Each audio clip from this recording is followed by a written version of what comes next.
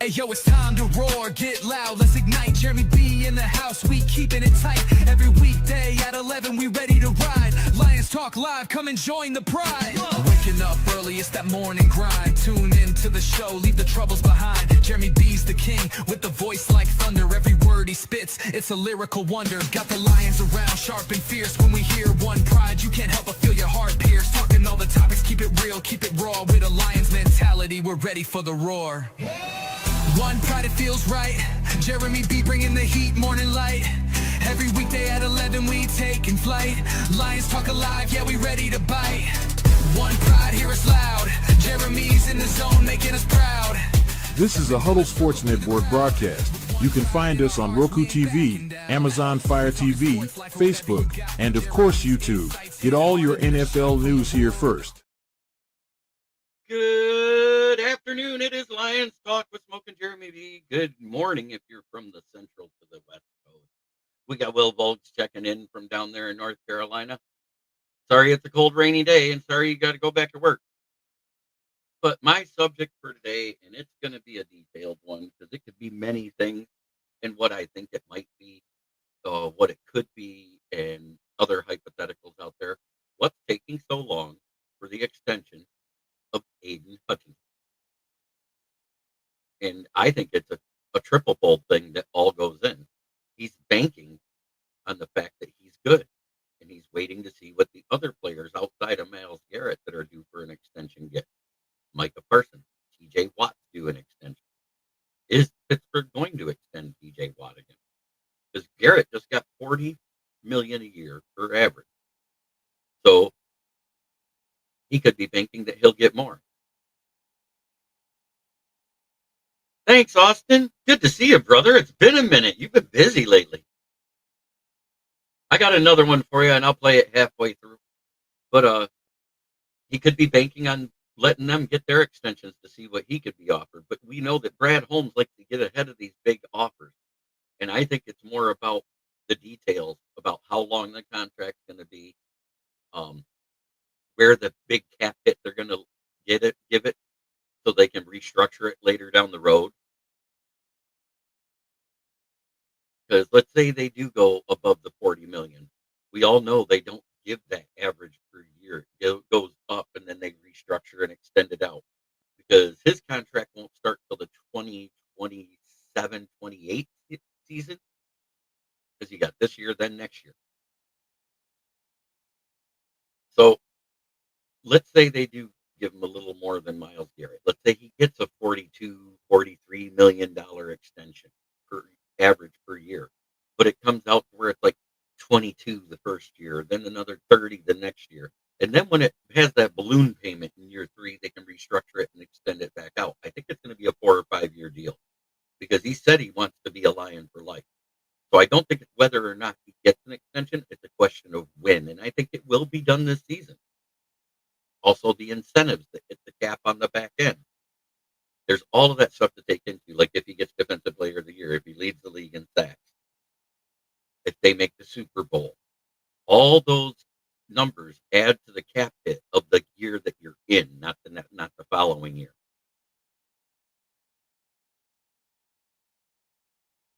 So that's one of the things. Waiting to see what other guys get. The incentives. All of this stuff all goes into play. Look at Penei Sewell's contract. Everybody's like, oh my God, that's a lot of money. But if you look at it, it goes up incrementally per year, and then there's a balloon payment that they can restructure and extend out. Kind of like what they did with Goff. Lowered last year's hit from 32 to 27. This year it's 32 and some change. And then next year it balloons to a $69 million contract. We know they're not going to pay a quarterback $69 million. Which means either he's going to be restructured or let go, because that's when the cap clears to where it actually saves money. And I'm not saying we will let him go, and I'm not saying we won't. We will restructure him. It's all going to depend on this season.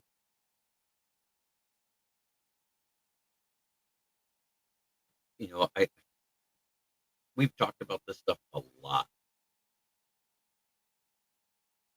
I think it's funny, we get more watchers on the Vikings Twitter through Rob than we do on here. And don't forget, in the description of the show on Twitter, There's a link up there you have to hit to show your comment, where you allow your comments and your picture to be shown that you're using. Don't forget to hit that.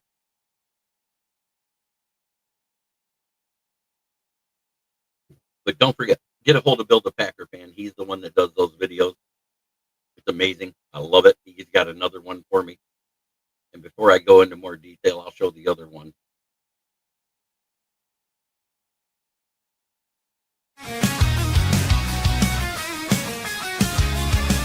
Turn it up, it's that time again. Jeremy B. Lyons, he's your best friend. Every weekday, Evan, you know the vibe. He's shouting one ride with that rocket drive. Rolling up the scene, light up that fire. Jeremy's in the booth, taking us higher. With a grin and a laugh, he's got the crowd in a blaze. Smoking out the haters in a rock star haze. The stories that inspire and riffs that will ignite.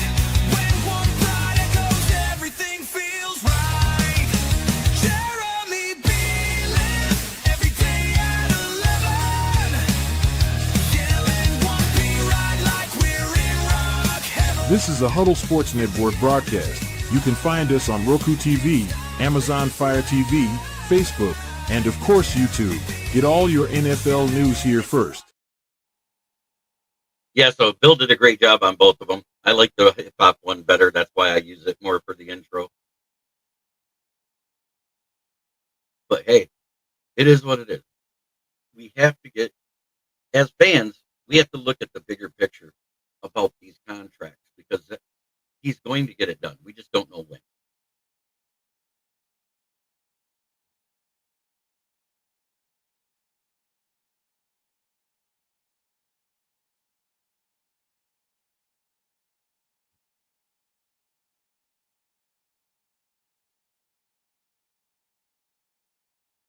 Bill the Packer Fan are doing these not to make money. It's to help put back into the business because he's part of the Roku network we go into.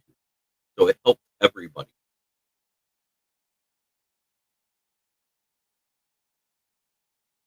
So if you need one, get a hold of Bill the Packer Fan, also known as William Nesbitt.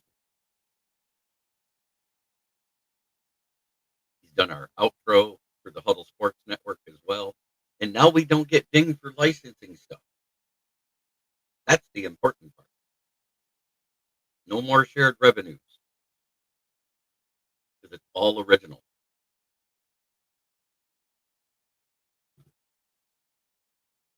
Because every time you think you found unlicensed music, guess what? You end up getting dinged because it's not unlicensed music. Somebody somewhere has it licensed.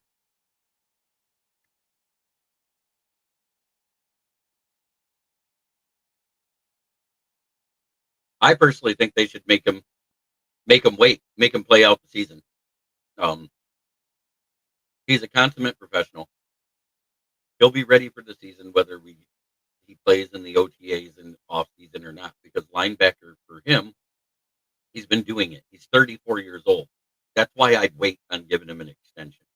It's not because I think he's going to get worse, but he could. That's a great question, Brent. And I think that's the way they're handling it with AA right now. Because how many more years does he have? Will he play till he's 40 or will he flame out this year? We don't know. He's had 4 great seasons here. Don't get me wrong.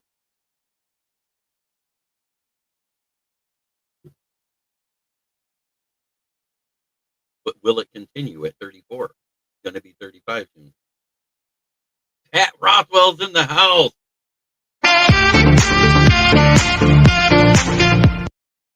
Let's do it the right way with our favorite picture.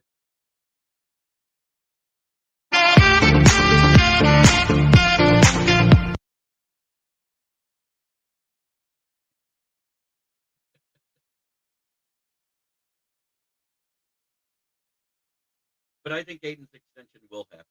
I think it's going to happen before the season because if you remember, the one was done just before training camp started. So I think it will get done. And I don't think he's really holding out for more money. He's trying to see what's there, what's coming.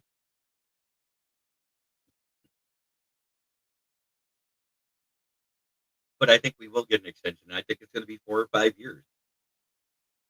I don't know if we're going to do that 7 or 10 year deal where it's astronomical. Sarah, good to see you. You're home. How's work going?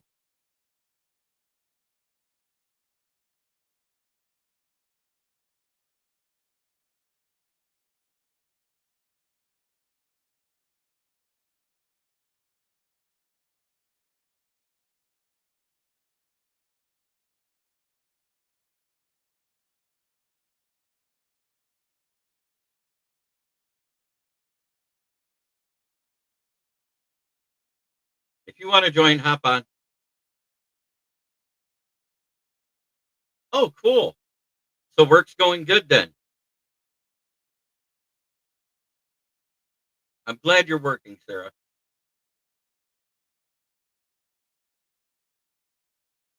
I'm still putting out resumes, trying to get into the journalism thing as an actual job instead of just an internship. I do say it's defensive end, but it's opposite the side, Aiden Hutchinson. We don't know what we have in Ahmad Hassanin yet because we haven't seen him play in the NFL. So to say that that's perfect is a little bit presumptuous. But I do like what he brings to the table, and he might be have that James Houston or better type of season in rotation.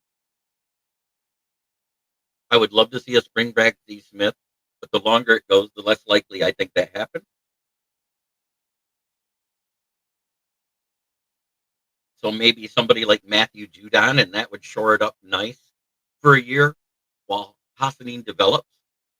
I think that would help more than anything. That's just me because I don't trust Davenport, Davin Hurt, Davin Poop, Davin Crap.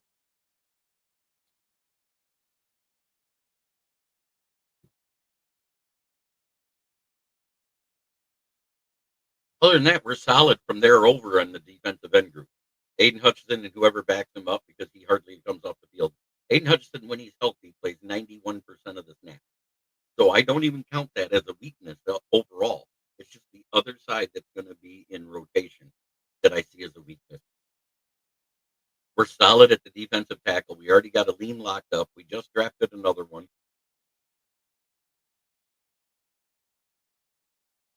But I'd like to see us wrap up Aiden's before we do anything because it's going to change what's going forward and when the big cap is when you have to restructure him.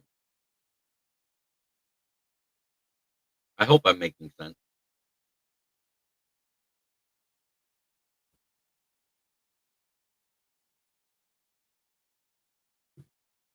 But do you agree if you can't get Zadarius Smith, you'd love to get Matthew Judon? I think Matthew Judon would be perfect if you can't get Z Smith back.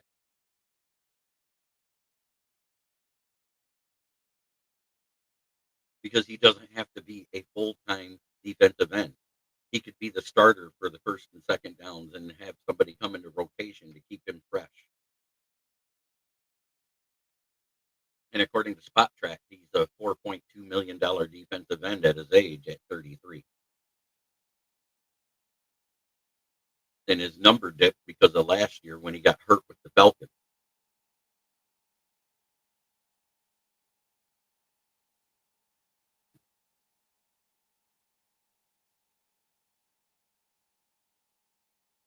And it'd be another vet for leadership. I think that's the only. I think it would be slightly more than 4.2 because he's worth that. I think you could probably get Matthew Judon for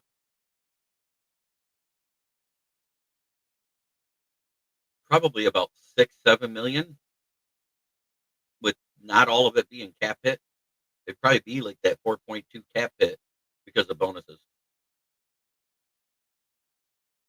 Yeah, Rodrigo's supposed to be back the week 9 at the earliest, and Aleem is week 11. So you're looking at closer to December for Aleem, like right around Thanksgiving, and that doesn't mean he plays that game.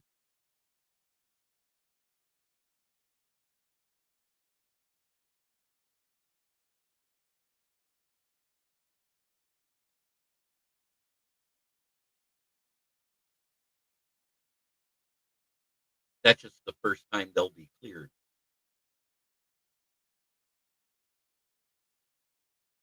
And I personally think we need Rodrigo back in that room because he makes that rotation at the outside linebacker more solid, and he also can spell out Campbell or Anzalone in the middle. Zach Cunningham, another injury-prone player. Yeah, John Dorn's right. Dollar General Brad's at it again. Let's take somebody else's headache and make it a positive. We did it with Comiskey, and then he got hurt and then was never the same. We did it with Charles Harris, who got hurt and never was the same. But they contributed while they played. Is the difference. If we can get them to contribute and just be a contributor in rotation, it's a great signing. Do I expect them to stay healthy but as a starter? No. But our starters are Anzalone and Jack Campbell, so I'm not worried about it. As long as and Derek Barnes to be exact.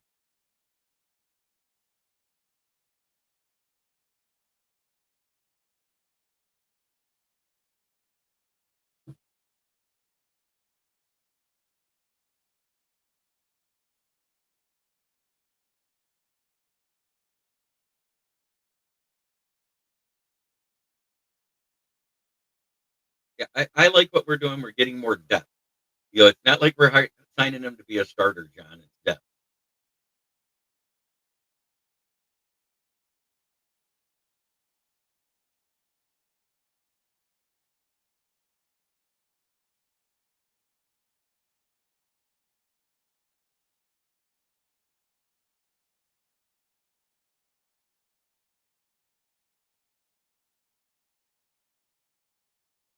He played with the Texans in 21 and 22. He would join the Eagles. Had spent 1.5 seasons with the Titans after that.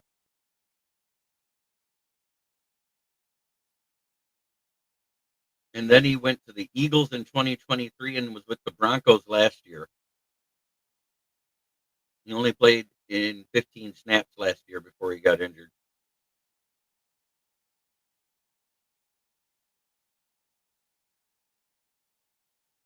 We kick off the OTAs tomorrow.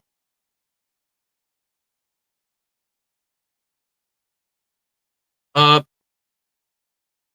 AA is making around 7 million, and Barnes gets 8.5 plus his bonuses. You might as well say it's a $10 million contract, and that's what he's looking for. Is the same as Barnes, but Barnes is 27 or 26, and AA is 34. There's a big difference there. So it's a big risk to invest big money for any length of time in a player that old that could retire with one foot on the banana peel into the retirement grave.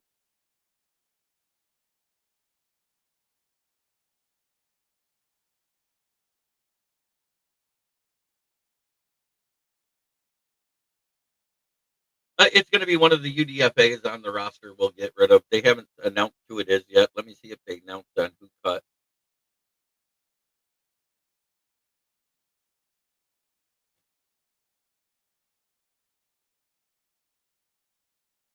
Because Cunningham's looking for a long-term home, so it looks like we're probably going to get him relatively cheap. Like until the details come out, it usually takes 2 to 3 days before the contract details come out. So I'll look at what it is. Oh, that quarterback out of Eastern Michigan, I think he could beat out Kyle Allen because Kyle Allen has been basically a doorstop who's done nothing in the NFL. I don't think he's good. I am too. Yes, that's why AA is butthurt because Barnes got paid more.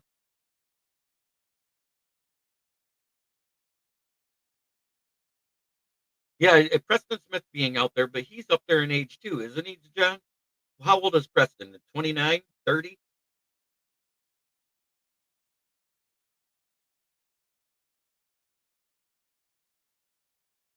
I'm surprised Preston Smith, Matt Judon, and Zadarius Smith is still out there. Especially with all the teams that, after the better ones were taken in the draft, stopped drafting defensive ends.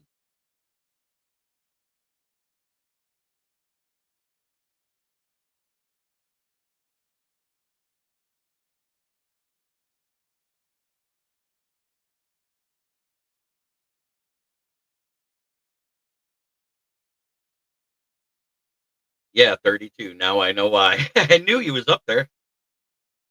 It's the same with Darius Smith, and it's the same with Matthew Judon. They're all older players, and they might be looking for long-term deals, and nobody wants to give them a long-term deal at that age. It's the same why AA hasn't even been talked about as in contract.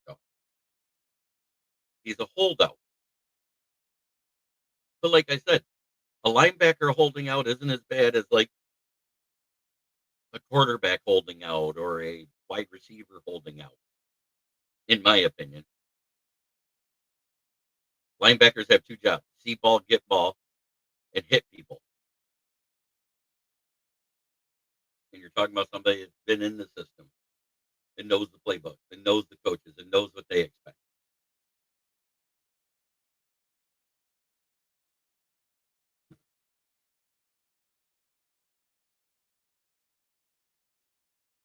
Yes, Ian Kemmerly, he's another one that has a chance to make the team. 6'2", 205, runs a 4.5 40. He was a great pickup.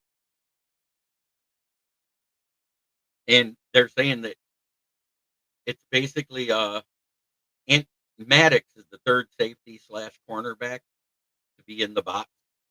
So he's in already. Maddox is. Rock Yassin's up for grabs. CJ Moore, all those guys that are in the rotation of the special teams and the Dan Jackson, and I think Dan Jackson and Ian Kennelly has a real good chance to make the room. And they have said that they're going to use Maddox more at cornerback and only at safety if they need to let somebody rest. So technically, he's going to be in the cornerback room with DJ Reed, Amik Robertson, on Arnold, Dennis Rakestraw. He's in that room. And that Anthony Tyus the third out of Ohio University, that kid's been making strides at camp so far. I'm excited to see him too. Lee Fatanu didn't make it. Keith Cooper made it. Jackson Meeks has been showing out. Mason Miller has done some work. Caden Priestborn has already gone, the tight end out of Ole Miss. Zach Horton has been doing good, especially at blocking downfield in passing and running situations. Kai Robichaud, I don't think he makes it. We already know Laki Tassi went to. Yes, I know. That's why I like it. I like him to possibly supplant.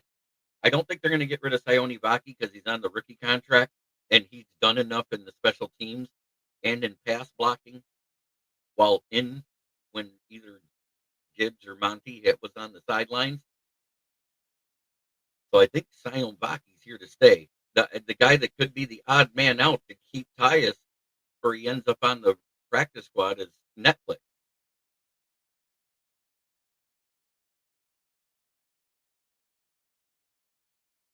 And I guess that Dominic Lovett has been doing great in special teams, but he hasn't done much at wide receiver. So he could be like a Khalif Raymond was, where he comes on later as a wide receiver after he develops in the NFL. Because Khalif Raymond wasn't doing that great as a wide receiver until he got to Detroit.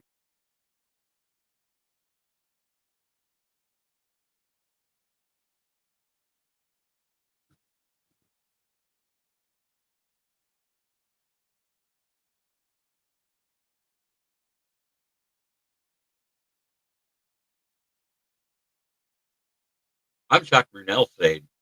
Still got Brunell at quarterback as the quarterback coach. Scotty Montgomery's here.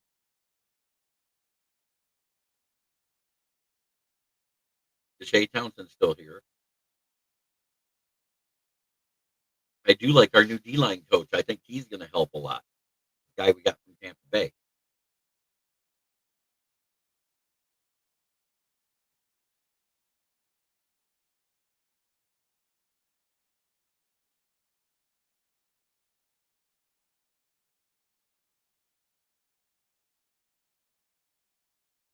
Trying to see.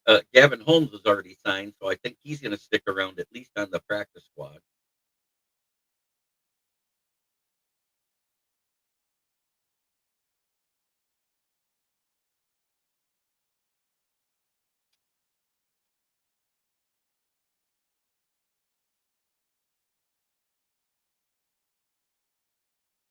Other than that, there isn't a lot going on.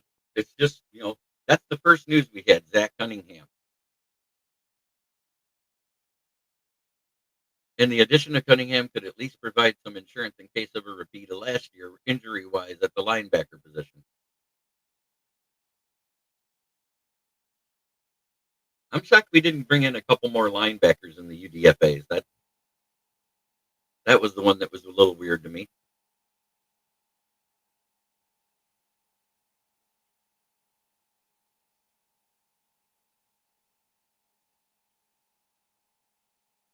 You know what I'm hoping we do week 1? John, I know you'll hate it, but we continue the dominance of Ford Field North and make it 4 in a row.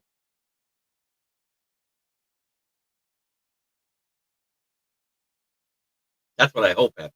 I don't expect it. I expect it to be a great game, really.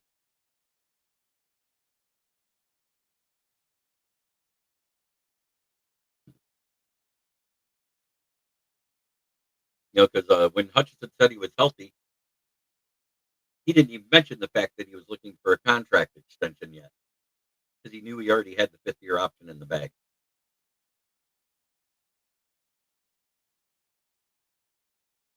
That's better. I can see.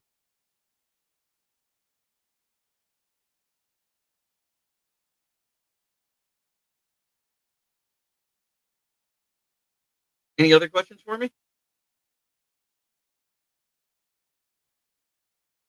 Got 43 people watching. Don't forget to hit that like button. We got one from Joe Olejnik on Facebook so far.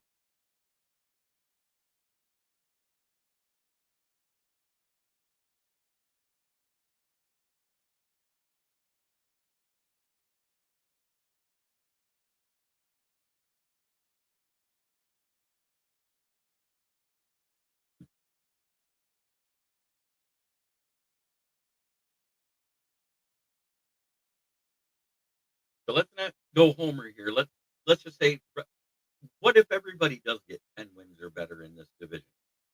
We split with each other and we don't dominate, but we do better than we could versus everybody else as a division. And somebody's going to have 12 or 13 wins, somebody's going to have 11, and the other 2 teams will have 10.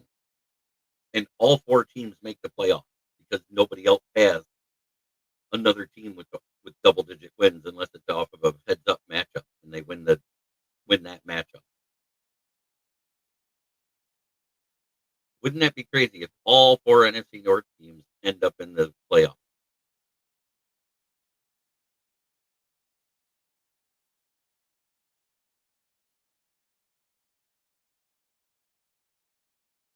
We already know whoever wins the division is a home team because that got tabled.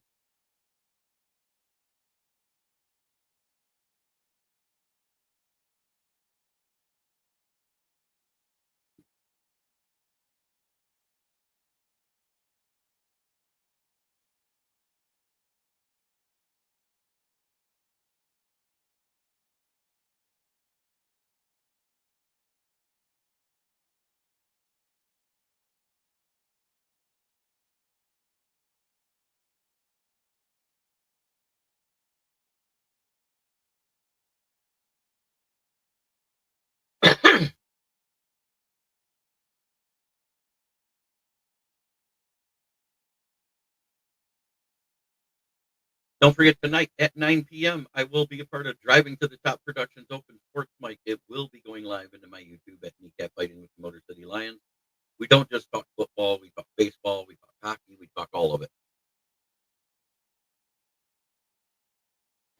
I don't see the Bears winning 6 games at Caleb is that much of a bust. I I think with better coaching he'll be better.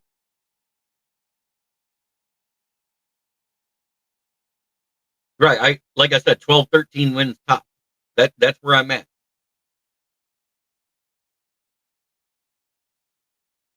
And this week, tomorrow, we are doing the NFC and AFC West reviews. So Will Vogel, if you're out there, remember that. Same would be Strilla, Brent, John, all of you guys. I'm gonna try to get us a couple guests from those division teams. Somebody a 49ers fan, maybe a Broncos fan, a Chiefs fan. I'm gonna try to see what I can do.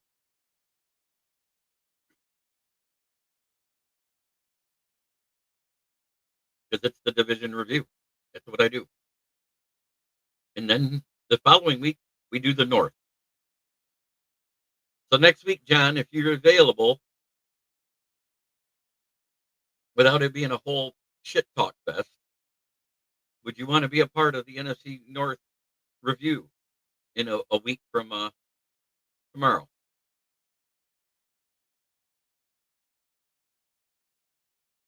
I know I can get Ken Catalone on there.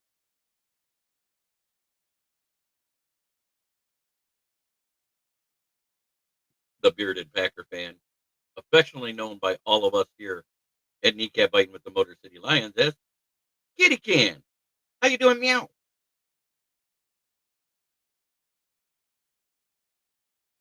I'd like to get Sarah on there to represent the Vikings with Mike Jackson. Maybe Ken Doby and another Bears fan. Probably Broski would show up.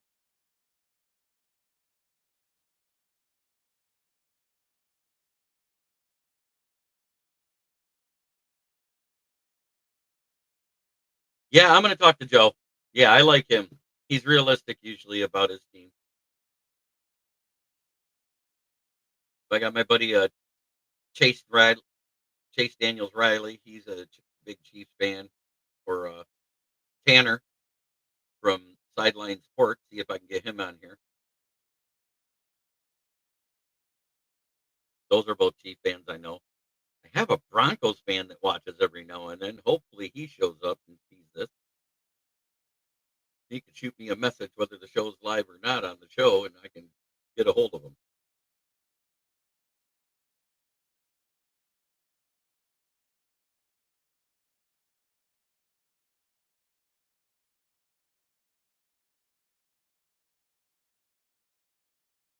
And if I got more than 10 guests, I'll rotate them in and out when we talk about the divisions, because that'll be the best way to handle it. Well, 9 guests, because I'm not going anywhere.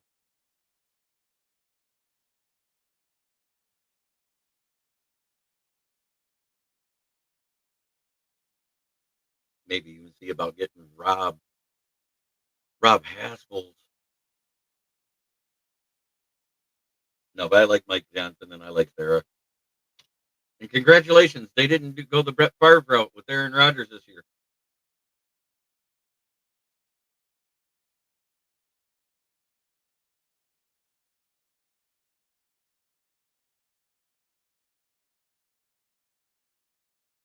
Do I think we're going to be the highest scoring offense in the NFL again? We could be, but I don't know yet. I got to see it in action from training camp, and I will go one day.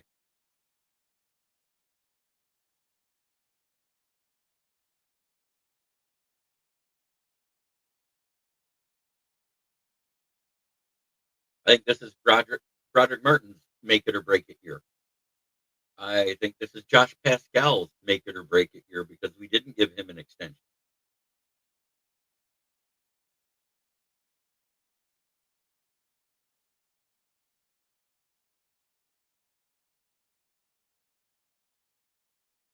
I warned everybody we might lose Iffy last season. I just had that feeling just because the emergence of Brian Branch and Kirby Joseph at safety, we didn't need him. He's great for when one of them got to go off the field, but they don't miss much time.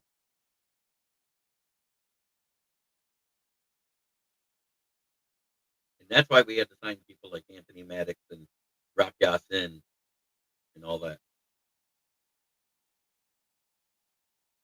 Joey Bosa pulled his calf. What's new? Hey, Doran, did you buy one of those $2,000 Caleb jerseys? Isn't that ridiculous? The prices these days that fanatics want for these signed jerseys.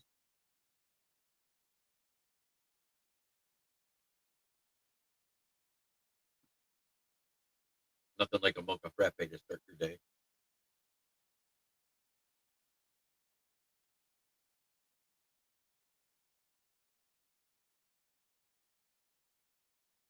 No, but I heard Dorn bought that latest edition of Caleb on Esquire.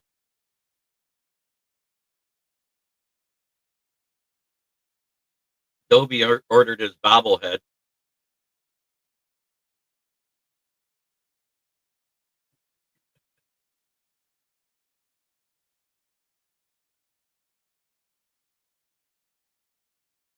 one person watching on YouTube, on Facebook, other than the couple on the Huddle Sports Network, and I believe one of those is Joe Alejnik.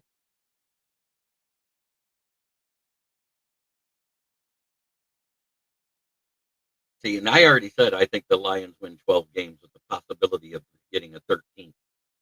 I went on record saying that. I think we are losing 5 games at minimum this year. And I think the worst we'll do is a 10-7 record. And last year I had the window of wins between 11 and 13, and I said a possibility of up to 15 before the season started. Can't believe we hit the 15. I was just like, if everything goes right, it could be this. And everything went wrong, and it still was that.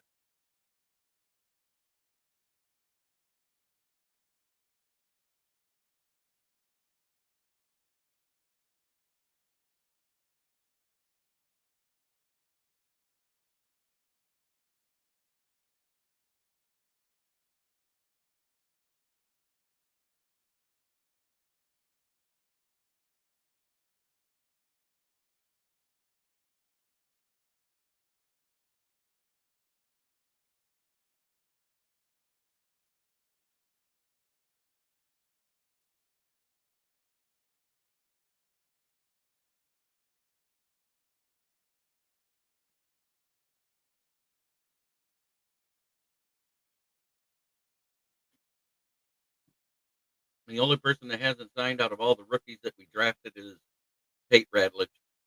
Why, I don't know. I'm not even going to speculate.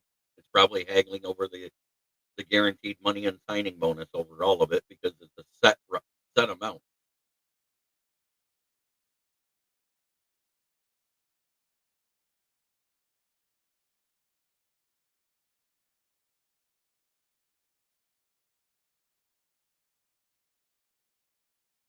Don't forget, everybody, to hit the like button. It's free. That little thumbs up. That's all we need.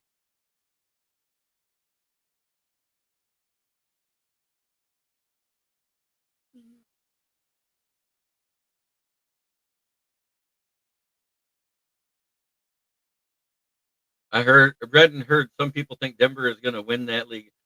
It really depends on the play of Bo Nix, if he has a sophomore slump or not. It's the same with the Jaden Daniels there in Washington. It depends on the sophomore slump. If either one of them slump, one or both teams may fall off a little bit. I still think they're the second best team in their divisions right now, top to bottom. It's just whether or not they make the playoffs.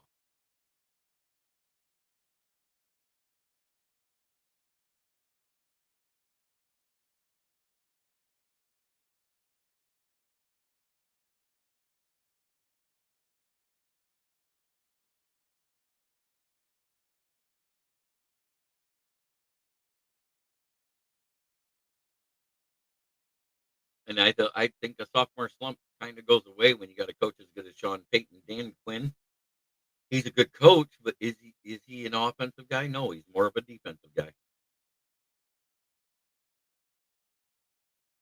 I think the Packers will improve their record. Do I think the Lions sweep the Packers again this season?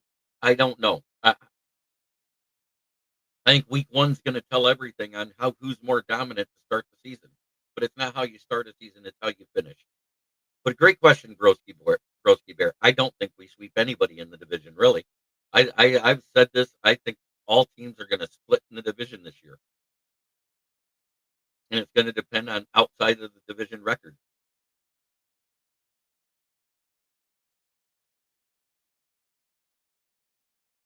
And I think our two losses outside of the division, if we do split, guaranteed, I think it's Ravens and Eagles.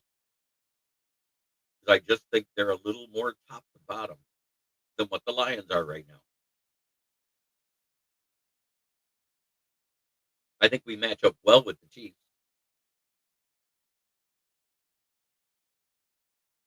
As long as we're playing at home, but we're playing in Kansas City, which means we got to put up with the 13th man, the Zebras,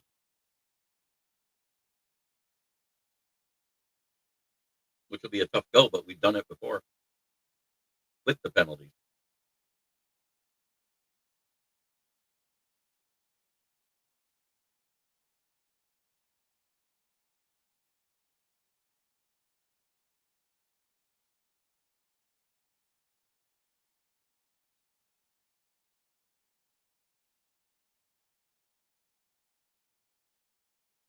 I'd like to see us sweep the division again, but I just don't see it happening because everybody in the division got better too. While the Lions are at the top talent wise at the end of the year,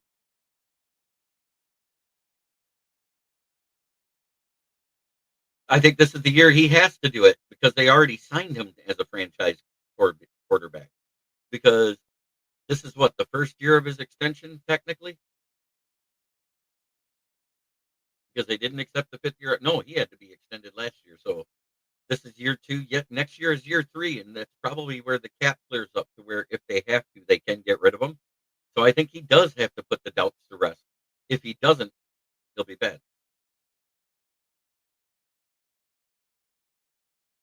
But we have to remember the Packers led the league in drops last year, so that's not all on Jordan Love. He still managed to put up what was it, a 63% completion percentage, despite his receivers leading the league in drops.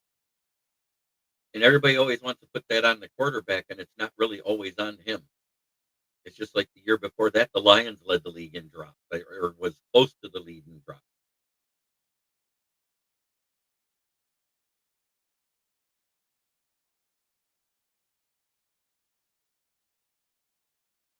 Last year, we were nowhere near as bad. I think we ended up somewhere close to the top 15 in least amount of drops. The year before, I think we were 31st or 32nd, maybe 30th at best.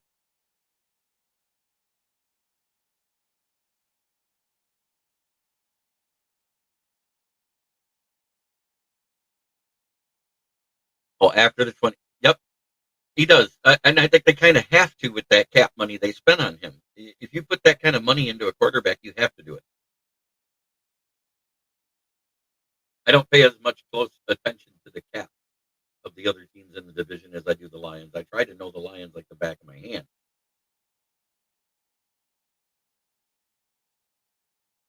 because, if you're going to talk your team, you better know your team.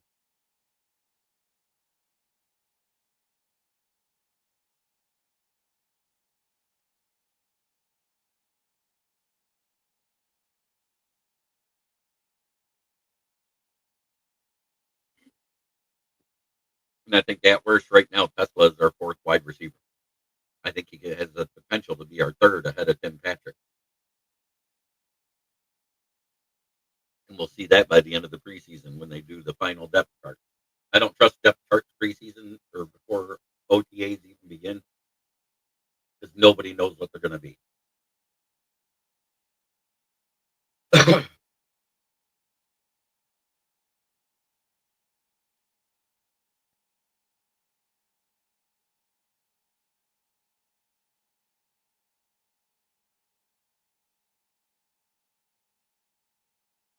I mean, nobody.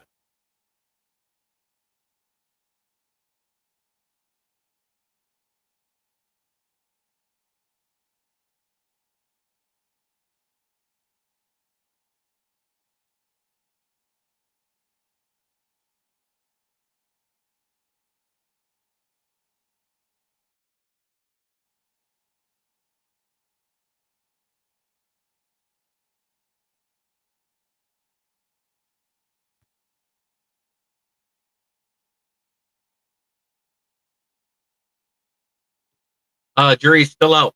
I want to say he'll be a stud because of the winning that he did at Michigan, but it was because he had a great team around him. And he has a great team around him in Minnesota. Let's not sugarcoat it. Talent wise, other than quarterback, that's a great team there in Minnesota. So I think he has the potential to be something. But if we see him looking like he did versus the good defenses at Michigan, he'll turn into a handoff king.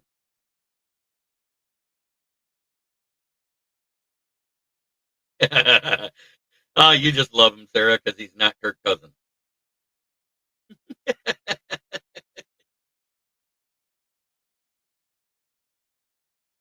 Sarah's going Cougar.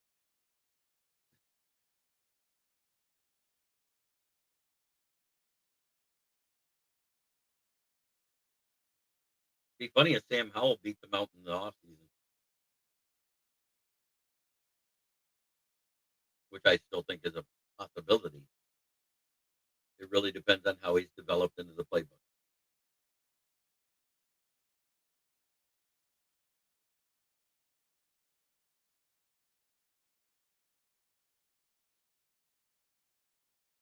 I think he's going to get close. I think he actually might break the yardage record for Eric Kramer. I think his touchdowns may go up a little, but I think his interceptions go up a lot because everybody got better defensively in our division.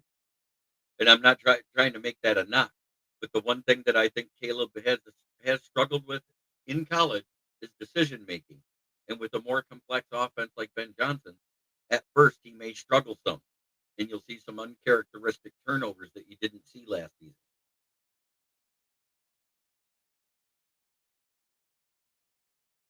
He has to make a decision sooner. He has to get the ball out faster.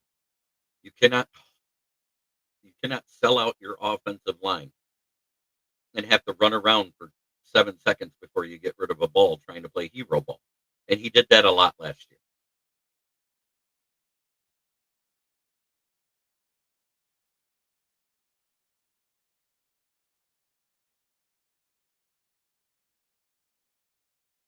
And I'm just speaking from what I've seen. I'm not trying to be a jerk. I'm not trying to be mean. I'm not trying to talk shit.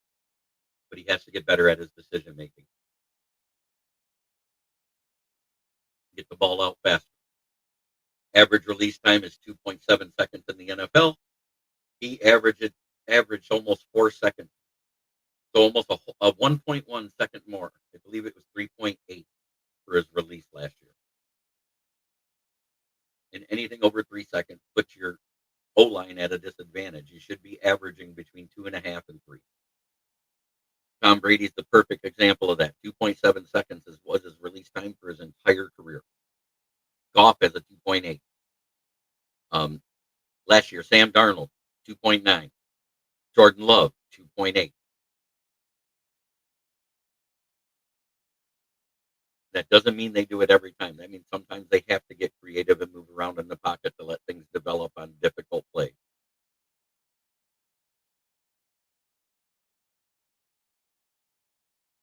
The best release last year, and it wasn't Pat Mahomes. It was Jaden Daniels.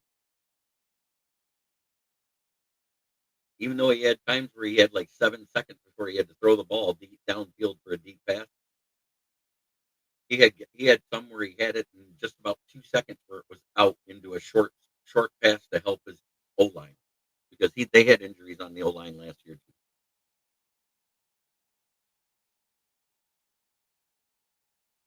C.J. Stroud, another example of that. His rookie year averaged 2.8 seconds to release. Last year he averaged 3.3. That little bit with a weak O line made the difference in his entire season because they had 3 starters out with injury by week 3.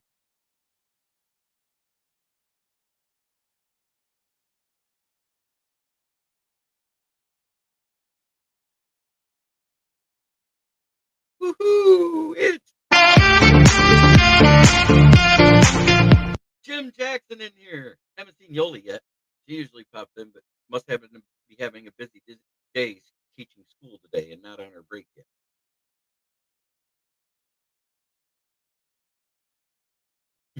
There she goes again.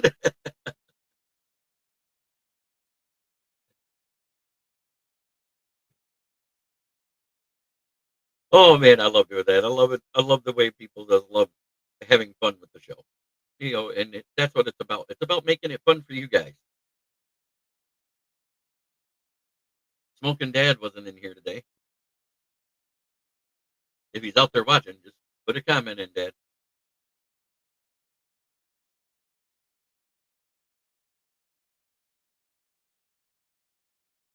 We're getting close to the end of the show. It's been a blast.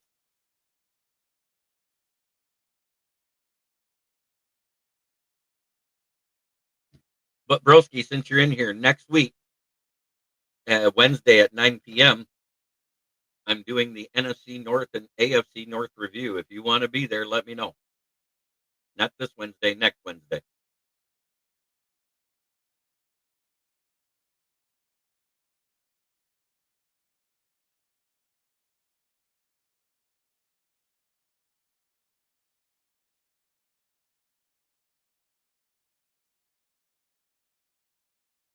As we come to the end of the program, it's the part that I love to do, and everybody else here loves it too, as far as Lions fans. Last year's runner-up in the North, they got Skullfuck. In third place, it was FG. Octopack. And in last place, with 5 wins, including one over the third place Packers, it was Fuck the Bears.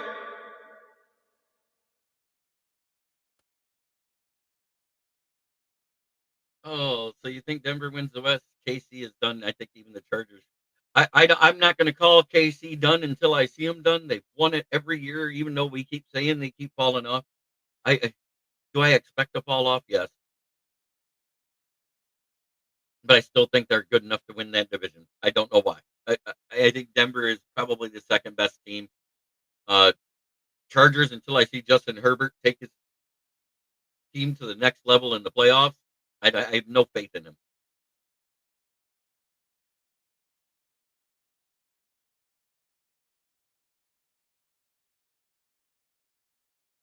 But it has been a blast talking football with you.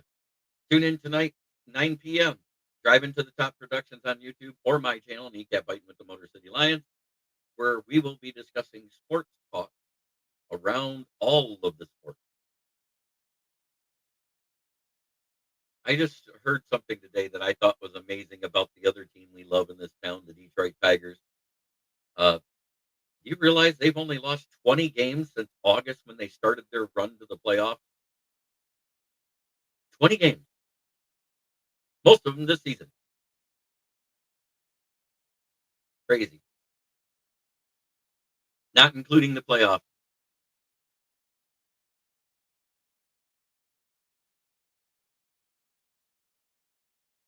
But try to be a better person than you were the day before. That's the only way to make the world a better place. It starts right here. Much love to everybody in the chat. Don't care if you're a Viking, Bears, or Packers fans. You guys deserve love too. Yes, sir. But when you're going to talk shit when you can, because if it's your rival fan, fuck 'em.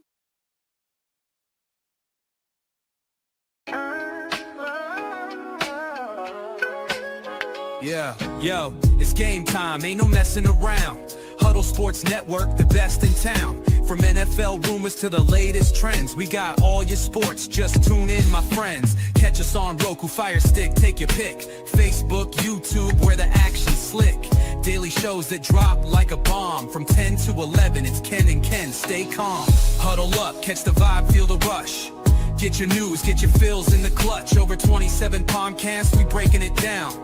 Join the team, Huddle Sports, wear the crown. Live every weekday, it's how we roll. Lions Talk with Jeremy B, we taking a stroll. From 11 to 12, don't miss a beat. We break down the game, make the info sweet. The Daily Huddle Podcast, noon to 1. CST Zone, we're just having fun. Toss your doubts, we bring the facts. Tune into the Huddle.